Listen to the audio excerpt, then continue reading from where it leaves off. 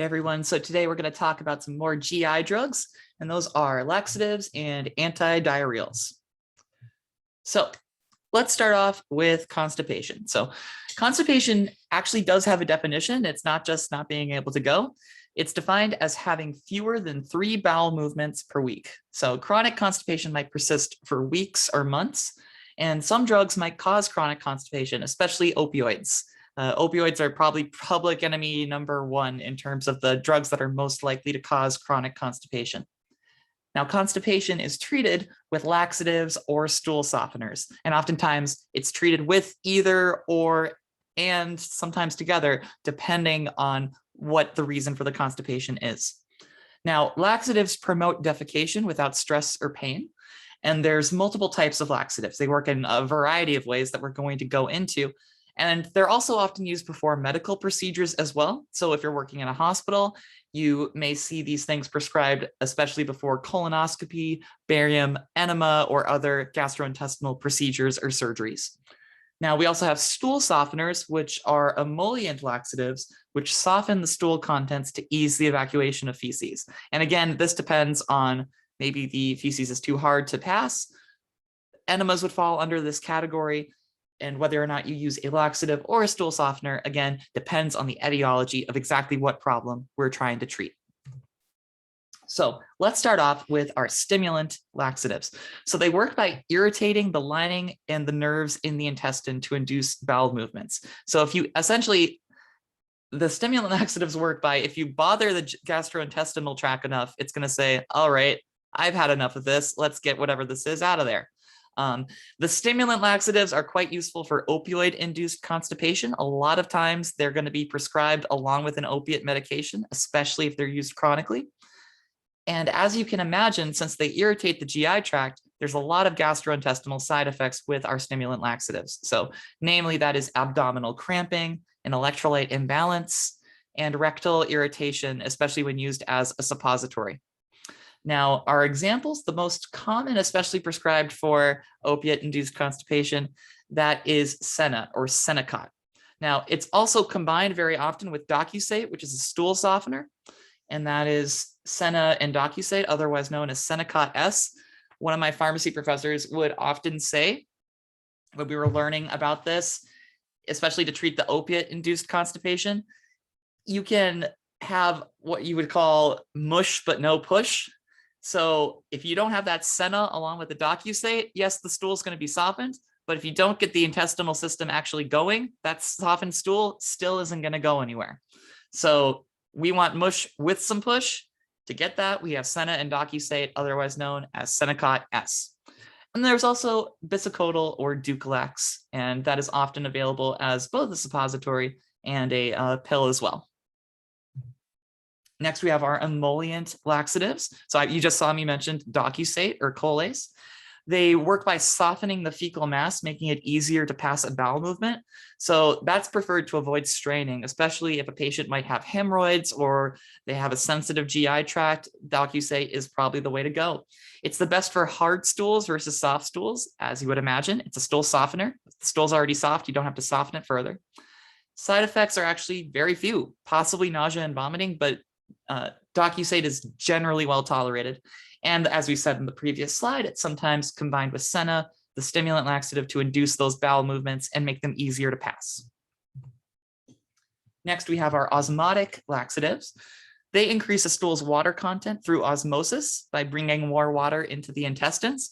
That allows for the stool to be more easily passed because you're giving it essentially a water slide to get out of there. Now, it's often used as well as a retention enema, otherwise known as a glycerin or fleet enema. Those are really common. Side effects in counseling, main thing here is dehydration. So it's really important to drink enough water because a lot of the water is being evacuated through the stools. So the patient definitely has to make sure to hydrate. Electrolyte imbalances are also possible because you're pushing all of those electrolytes, those sodium and potassium and all those ions, calcium, all out of the GI tract by sort of filling up with the liquid. So you have to make sure that you're putting in as much as you're putting out, essentially. And there's also a potential for rectal irritation with suppositories. The good thing, though, about these osmotic laxatives, especially polyethylene glycol or PEG, otherwise known as Miralax, is they're quite safe. They don't really have any drug interactions because number one, you're using them sort of topically, you're using them as a suppository, and they don't really have any active ingredient. It's more along the lines of you're sort of lubricating the GI tract to get everything out. Now, there's also PEG with electrolytes, which helps solve that electrolyte imbalance problem. That's known as Go Lightly and a few other brands. And that's what you see, these big solutions that are used as bowel prep before colonoscopies, other bowel surgeries. So when you have to evacuate the bowel before doing a procedure like that, they'll have someone drink one of those the night before and then fast. And they have to drink it with water or mix it with lemonade, no red fluids or anything. So you can't get it mistaken for blood, for instance, when you're going in a colonoscopy and you're putting a camera up there to see what's going on and to check things out. You have to be sure to use only water or maybe a lemonade with it, Gatorade, that type of thing. And again, Go Lightly. I mean, you're going to have a bad time at the same time the night before that prep, but it is necessary and it is quite often prescribed. Next, we have diarrhea. So how do we define and treat it? Well, diarrhea is a loose, watery, and possibly more frequent grouping of bowel movements. And many times it's due to viruses. However, you can have E. coli if it's bacterial. Sometimes it's just due to dietary choices, a lack of fiber in a person's diet, or lactose intolerance. A lot of people find out they're lactose intolerant if they realize that they get diarrhea whenever they're having dairy products. So that's quite possible. Diarrhea usually lasts for a few days, but if it persists for weeks or months, it could be due to irritable bowel syndrome or IBS, or potentially ulcerative colitis. That's also abbreviated UC. Now, we have antidiarrheal drugs to treat this. And what the antidiarrheal drugs is essentially the opposite of what our stimulant laxatives do. So instead of increasing that intestinal motility by irritating them and all that, and inducing those muscle contractions in the intestines, instead, we're slowing that intestinal motility and we're slowing down those muscle contractions. So the food has more time to digest, so it has more time to stay solid. And that's how we're able to treat that diarrhea and keep it into the system a bit longer so it can actually form into a fully formed stool and we can preserve the health and well-being of that patient. Common antidiarrheal is dicyclamine or Bentyl. It's an antispasmodic drug, so it's stopping those muscle spasms in the GI tract, and that's used to treat diarrhea. And those muscle spasms specifically are called peristalsis. So it's sort of this undulating muscle contraction and expansion that goes on in the gut, in the small intestine. And by preventing that, it keeps the feces in there for a bit longer. Now, side effects would include dizziness, drowsiness, dry mouth, and blurred vision potentially. So we like to avoid that, especially in older patients. So 65 plus, we don't like to prescribe dicyclamine because of that increased blurred vision, drowsiness, and those things. Now, some examples of antidiarrheal drugs, we have some more.